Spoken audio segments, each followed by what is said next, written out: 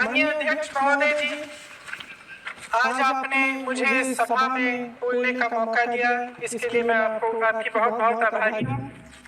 सबसे पहले जो सुरक्षाकर्मी, जो जवान अफसर 13 दिसंबर को संसद की सुरक्षा के लिए शहीद हुए, उनके प्रति मैं श्रद्धांजलि व्यक्त करना चाहती हूँ। महोदय, हजारों साल पुरानी हमारे देश की, धर्म की एक पुरानी परंपरा रही है। ये परंपरा संवाद, चर्चा की रही है।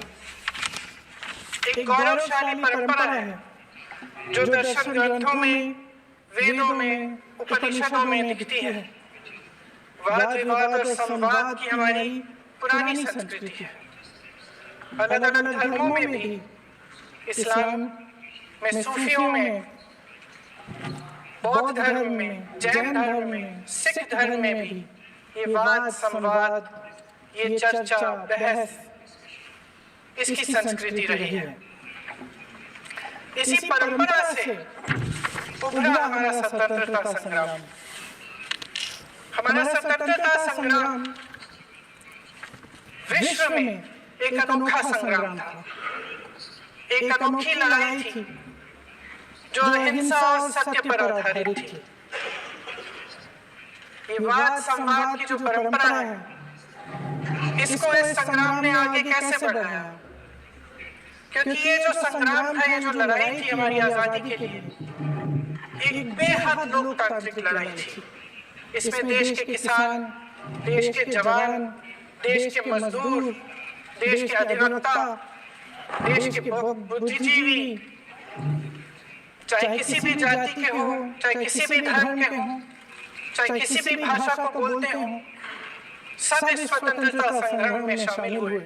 सबने हमारे देश की आजादी की लड़ाई लड़ी।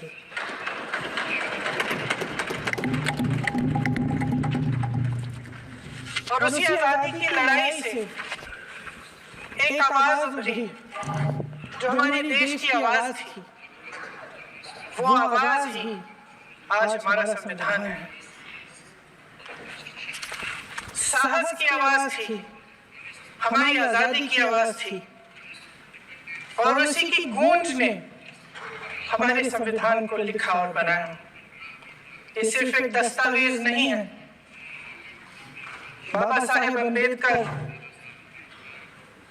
मौलाना आजाद जी, राजगोपालाचारी जी और जवाहरलाल नेहरू जी और उस समय के तमाम नेता, जैसे आपने कहा, इस संविधान को बनाने के जो कार्य में सालों के लिए जुटे रहे। हमारा संविधान इंसाफ, उम्मीद, अभिव्यक्ति और आकांक्षा की वो जोत है जो हर हिंदुस्तानी के दिल में जलती है।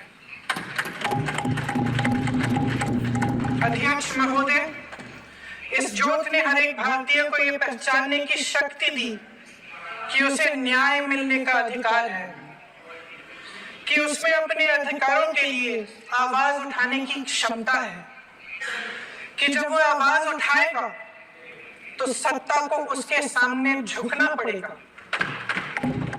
इस संविधान ने हर एक देशवासी को ये अधिकार दिया कि वो सरकार बना भी सकता है और सरकार बदल भी सकता है। ये जोत जो हर हिंदुस्तानी के दिल में जलती है, उसने हर हिंदुस्तानी को ये विश्वास दिया कि देश की संपत्ति में, देश की दौलत में, संसाधनों में उसका भी हिस्सा है, कि उसे एक सुरक्षित भविष्य की उम्मीद का अधिकार है, कि देश बनाने में भी उसकी भागीदारी है। उम्मीद और आशा की ये जोत मैंने देश के कोने कोने में खुद देखी है। उन्नाव में मैं एक रेप पीड़िता के घर गई। उसे जलाकर मार डाला था। वो शायद 20-21 साल की होगी। हम सबके बच्चे हैं। हम सोच सकते हैं कि अगर हमारी बेटी के साथ बार बार बलात्कार हुआ और फिर जब वो अपनी लड़ाई लड़ने के लिए गई तो उसको जलाकर मार डाला गया होता तो हम पर क्या बीतती। मैं उस बच्चे के पिता से मिली। उसके खेत जलाए गए थे, उसके भाइयों को पीटा गया था, उसके पिता को बाहर से घर के बाहर घसीट कर मारा गया था। उस पिता ने मुझे बताया कि बेटी, मुझे न्याय चाहिए। मेरी बेटी अपने एफआईआर को दर्ज करने के लिए जब जिले में गई तो उसको मना किया गया। अगले जिले में जाना पड़ा उसे। वो रोज सुबह 6 बजे उठकर तैयार होकर अकेली अपने मुकदमे को लड़ने के लिए अगले जिले में ट्रेन से जाती थी। उसके पिता ने मुझे कहा कि मैंने उससे कहा, बेटी अकेले मत जाओ, छोड़ दो ये लड़ाई। लेकिन उसकी बेटी ने उसको जवाब दिया कि नहीं पिताजी, मैं अकेली जाऊंगी, मैं लड़ूंगी, ये मेरी लड़ाई है, मैं इसको लड़ूंगी। ये लड़ने की क्षमता, ये हिम्मत उस लड़की को और करोड़ों भारत की नारियों को हमारे संविधान ने दी। आगरा में मैं अरुण वाल्मीकि के घर गई। अरुण वाल्मीकि पुलिस स्टेशन में काम करता था, सफाई का काम करता था। आप सोच सकते हैं हमारी तरह उसका भी परिवार था। नई नई शादी हुई थी, 2-3 महीनों का बच्चा था। पुलिस स्टेशन में चोरी हो गई। चोरी का इल्जाम उस पर लगाया गया। उसके पूरे परिवार को उठाकर पुलिस स्टेशन में ले गए। आप हंस रहे हैं, लेकिन ये गंभीर बात है। और क्या करेंगे? शर्म करो। शर्म। अरुण वाल्मीकि को पीट पीट के मार डाला, उसकी बीवी को पीटा, उसके पिता के नाखून निकाले, उसके पूरे परिवार को पीटा गया। जब मैं उस जवान महिला से मिलने गई जो अभी अभी विधवा हुई थी, तो उसने मुझे कहा कि दीदी, हमें सिर्फ एक चीज चाहिए, हमें न्याय चाहिए और हम इस न्याय के लिए लड़ते रहेंगे, चाहे कुछ भी हो जाए। ये हिम्मत उस महिला को हमारे संविधान ने दी।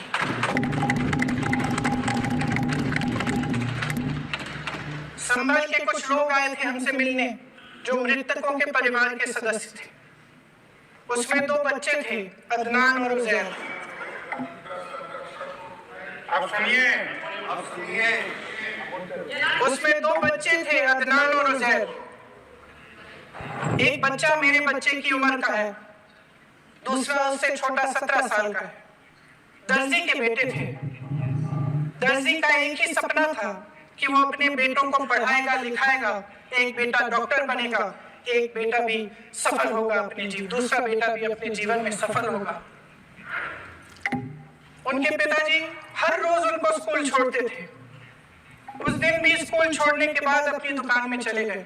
उन्हें पता नहीं था कि विवाद हो रहा है। उन्होंने भीड़ देखी, घर आने की कोशिश की तो पुलिस ने गोली से मार डाला। वो 17 साल का बच्चा अदनान मुझसे कहता है, वो 17 साल का बच्चा अदनान मुझसे कहता है कि मैं बड़ा होकर डॉक्टर बन के दिखाऊंगा, मैं अपने पिता का सपना साकार करूंगा। ये सपना, ये आशा उसके दिल में हमारे संविधान ने डाली। अध्यक्ष महोदय, हमारे देश के करोड़ों देशवासियों के संघर्ष में, अपने अधिकारों की पहचान में, इनकी कठिन से कठिन परिस्थितियों से लड़ने की अपार हिम्मत में और देश से न्याय की अपेक्षा में हमारे संविधान की ज्योत जल रही है। मैंने हमारे संविधान की ज्योत को जलते हुए देखा है और इसके साथ साथ ये भी समझा है कि हमारा संविधान एक सुरक्षा कवच है।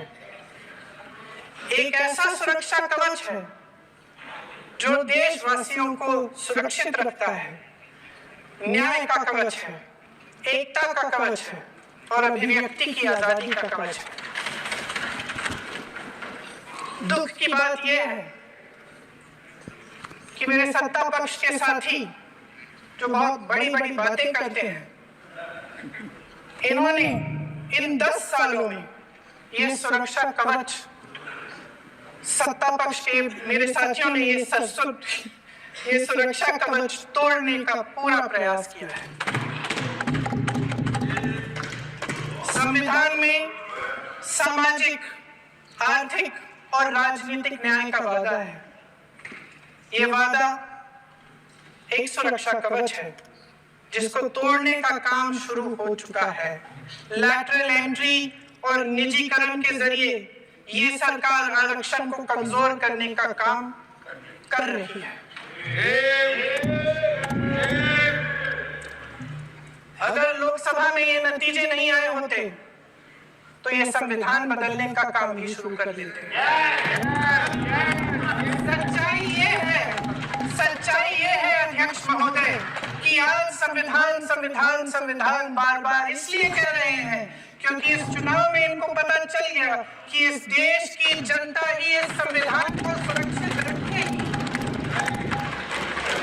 इस चुनाव में हारते जीतने से इन्हें एहसास हुआ कि ये संविधान बदलने की बात इस देश में नहीं चलेगी।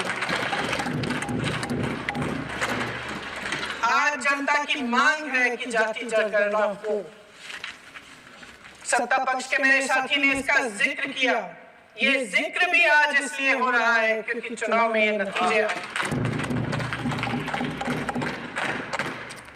ये जाति जनगणना इसलिए जरूरी है ताकि हमें पता चले कि किसकी क्या स्थिति है और नीतियां उस हिसाब से बने। इनकी गंभीरता का प्रमाण ये है कि जब चुनाव में पूरे विपक्ष ने जोरदार आवाज उठाई कि ये जाति जनगणना होनी चाहिए, तो इनका जवाब देखिए। इनका जवाब भैंस चुरा लेंगे, मंगलसूत्र चुरा लेंगे। इनका ये जवाब था। ये गंभीरता है इनकी जाति जनगणना पर। महोदय, हमारे संविधान ने आर्थिक न्याय की नींव डाली, किसानों, गरीबों और को जमीन बांटी, भूमि सुधार किया, जिसका नाम लेने से कभी-कभी आप झिझकते हैं और कभी-कभी उनका नाम धड़ाधड़ इस्तेमाल किया जाता है अपने आप को बचाने के लिए। उन्होंने HAL, BHEL, SAL, GAIL, ONGC, NTPC, railways, IIT, IIM, oil refineries, तमाम PSU बनाए। अध्यक्ष महोदय, उनका नाम पुस्तकों से मिटाया जा सकता है, उनका नाम भाषणों से मिटाया जा सकता है, लेकिन जो उनकी भूमिका रही इस देश की आजादी के लिए और इस देश के निर्माण के लिए, वो इस देश से कभी मिटाया नहीं जा सकता। 75 सालों में जनता का भरोसा रहा कि नीतियां बनेंगी तो जनता की भलाई के लिए बनेंगी। जल जंगल जमीन का अधिकार मिला आदिवासी भाई बहनों को। इंदिरा जी ने बैंकों का राष्ट्रीयकरण करवाया, खजानों का राष्ट्रीयकरण कराया। कांग्रेस और यूपीए की सरकारों में शिक्षा का, भोजन का अधिकार मिला।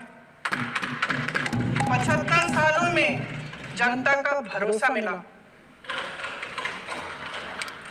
पहले संसद चलती थी तो जनता की उम्मीद होती थी कि सरकार महंगाई और बेरोजगारी पर चर्चा करेगी, कोई उपाय निकालेगी, कोई रास्ता निकालेगी। लोग मानते थे कि अगर कोई नई आर्थिक नीति बनेगी तो देश की अर्थव्यवस्था को मजबूत बनाने के लिए बनेगी, तो भारतीय बाजार को मजबूत बनाने के लिए बनेगी, उनके भविष्य को मजबूत बनाने के लिए बनेगी।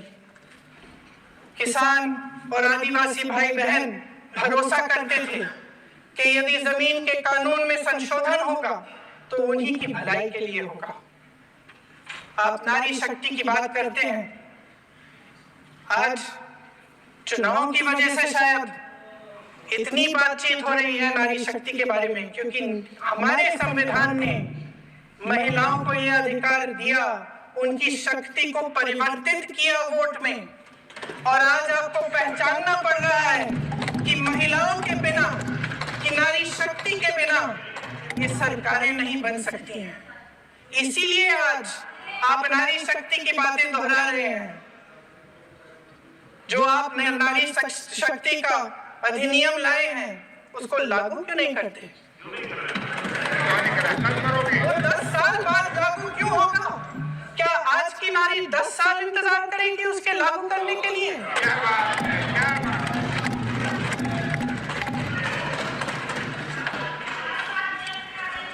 आज संसद में बैठे हुए सत्ता पक्ष के मेरे साथी ज्यादा से ज्यादा अतीत की बातें करते हैं। 1921 में क्या हुआ, कब हुआ, नेहरू जी ने क्या किया? अरे वर्तमान की बात करिए, देश को बताइए आप क्या कर रहे हैं, आपकी जिम्मेदारी क्या है?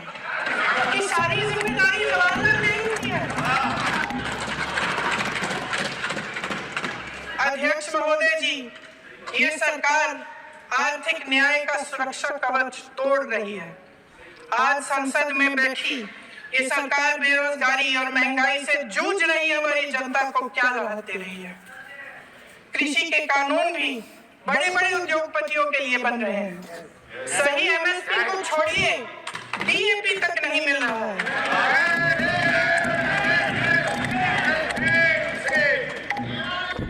वायनाड से लेकर ललितपुर तक इस देश का किसान रो रहा है। आपदा आती है तो उसको कोई राहत नहीं मिलती। भगवान भरोसे है आज इस देश का किसान, उसको छोड़ दिया गया है। आज हिमाचल में देखिए, जितने भी कानून बने हैं वो सब बड़े बड़े उद्योगपतियों के लिए बन रहे हैं। हिमाचल में जो सेब उगता था, उसके जो छोटे छोटे किसान हैं वे रो रहे हैं, क्योंकि एक व्यक्ति के लिए सब कुछ बदला रहा है। सुनने की हिम्मत रखो।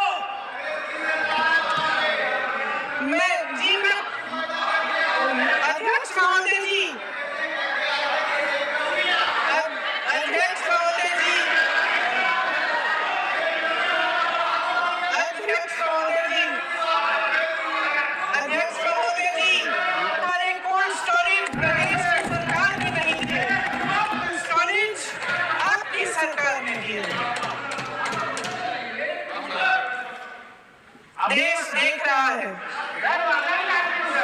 देश देख रहा है कि एक व्यक्ति को बचाने के लिए 142 करोड़ देश की जनता को लुटाया जा रहा है। सारे बिजनेस, सारे संसाधन, सारी दौलत, सारे मौके एक ही व्यक्ति को सौंपे जा रहे हैं। सारे बंदरगाह, एयरपोर्ट्स, सड़कें, रेलवे का काम, कारखाने, खदाने, सरकारी कंपनियां सिर्फ एक व्यक्ति को दी जाए। जनता के मन में हमेशा ये विश्वास होता था कि अगर कुछ नहीं है तो संविधान हमारी सुरक्षा करेगा। मगर आज आम लोगों के बीच ये धारणा बनती चली जा रही है कि सरकार सिर्फ मुनाफे के लिए चल रही है। देश में बहुत तेजी से गैर बराबरी बढ़ रही है। जो गरीब है वो और गरीब हो रहा है, जो अमीर है वो और अमीर हो रहा है। इस सरकार ने आर्थिक न्याय की भी सुरक्षा कवच तोड़ दिया है। राजनीतिक न्याय की जब बात होती है, मेरे सत्ता पक्ष के साथी आज खड़े हुए और तमाम गिनती करने लग गए कि ऐसा हुआ वैसा हुआ, 1975 में जो हुआ। तो सीख लीजिए ना, आप भी सीख लीजिए। आप भी अपनी गलतियों के लिए माफी मांग लीजिए। आप भी बैलेट पे चुनाव कर लीजिए। दूध का दूध, पानी का पानी हो जाएगा। आप राजनीतिक न्याय की बात करते हैं, सरकारों को पैसों के बल पर गिरा देते हैं।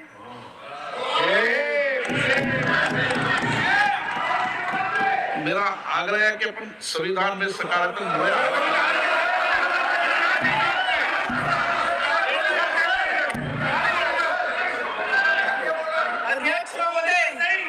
अध्यक्ष महोदय, सत्ता पक्ष के हमारे साथी ने एक उदाहरण दिया उत्तर प्रदेश की सरकार का, तो मैं भी एक उदाहरण दे देती हूँ महाराष्ट्र की सरकार का। मैं भी एक उदाहरण दे देती हूँ हिमाचल की सरकार को तोड़ने की कोशिश किसने की? पैसों के बल पे की गोवा की सरकार। तमाम उदाहरण। क्या ये सरकारें जनता ने नहीं चुनी थी? क्या संविधान इन पर लागू नहीं था? पूरी देश की जनता जानती है कि इनका हस्ती है, जानती है कि इनके यहाँ तो वॉशिंग मशीन है।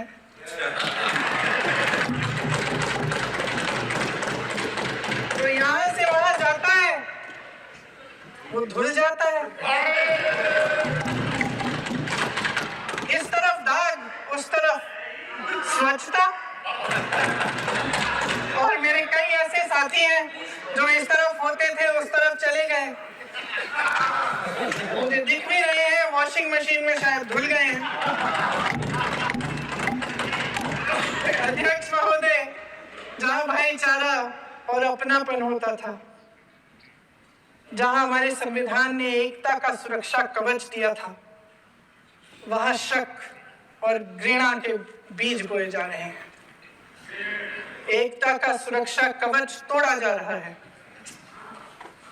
प्रधानमंत्री जी यहाँ सदन में संविधान की किताब को यूं माथे से लगाते हैं, लेकिन संभल में, हाथरस में, मणिपुर में जब न्याय की गुहार आती है, उठती है, तो उनके माथे पे शिकन तक नहीं आता।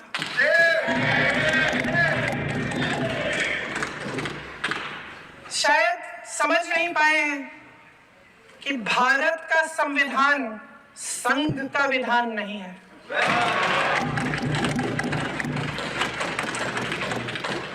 भारत के संविधान ने हमें एकता दी, हमें आपसी प्रेम दिया।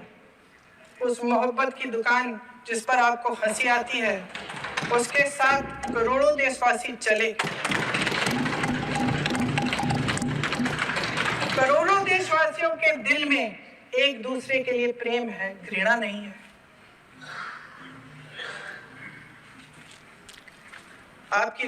इनकी जो विभाजनकारी नीतियां हैं, उसका नतीजा हम रोज देखते हैं। राजनीतिक फायदे के लिए संविधान को छोड़िए, देश की एकता को भी ये रख नहीं सकते, इसकी सुरक्षा नहीं कर सकते। हमने संभल में देखा, मणिपुर में देखा। दरअसल इनका कहना है कि अलग अलग इस देश के अलग अलग हिस्से हैं, लेकिन हमारा संविधान कहता है कि ये देश एक है और ये देश एक रहेगा। जहां खुला विवाद होता था, अभिव्यक्ति का सुरक्षा कवच होता था, इन्होंने भय का माहौल पैदा किया है। सत्ता पक्ष के मेरे साथी अक्सर 75 सालों की बात करते हैं, लेकिन इन 75 सालों में ये उम्मीद, आशा, ये अभिव्यक्ति की ज्योति कभी थमी नहीं, कभी बुझी नहीं। इस देश की जनता ने खुलकर आलोचना की, निडर होकर धरने किए, प्रदर्शन किए। जब जब जनता नाराज हुई, तब तब सत्ता को ललकारा, उसे चेतावनी दी, बड़े से बड़े नेताओं को कटघरे में खड़ा किया, उनसे जवाब मांगा, न्याय मांगा। इस देश के छोटे छोटे से नुक्कड़ की दुकानों में, चाय की दुकानों में, इस देश के घरों में, गलियों में, मोहल्लों में, अखबारों में, प्रकाशन घरों में, न्यायपालिकाओं में चर्चा कभी बंद नहीं हुई। लेकिन आज ये माहौल नहीं है। आज जनता को सच बोलने से डराया जाता है, धमकाया जाता है। पत्रकार हो या विपक्ष का नेता हो या किसी यूनिवर्सिटी का प्रोफेसर हो, छात्र संघ हो या कर्मचारियों का संगठन हो, सबका मुंह बंद कराया जाता है। किसी पे ईडी, किसी पे सीबीआई, किसी पे इनकम टैक्स, फर्जी मुकदमे लगवाए जाते हैं, जेल में डाल दिया जाता है, विपक्षी नेताओं को जेल में डाल दिया जाता है, उनको सताया जाता है। किसी को नहीं छोड़ा इस सरकार ने। देशद्रोही कह के उत्तर प्रदेश में मुझे याद है कुछ अध्यापिकाएं प्रदर्शन कर रही थी, उन पर मुकदमा डाल दिया देशद्रोही का, उन्हें देशद्रोही कह दिया। इन्होंने देश का पूरा माहौल भय से भर दिया है। इनकी मीडिया की मशीन झूठ फैलाती है, तरह तरह के आरोप लगाती है, और शायद वह भी भय में ही है। महोदय, मैं सदन को याद दिलाना चाहती हूँ कि ऐसा डर का माहौल देश में अंग्रेजों के राज में था। जब इस तरफ बैठे हुए गांधी की विचारधारा वाले लोग आजादी की लड़ाई लड़ रहे थे और उस तरफ वाली विचारधारा वाले लोग भय में रहकर अंग्रेजों के साथ साथ डांस कर रहे थे।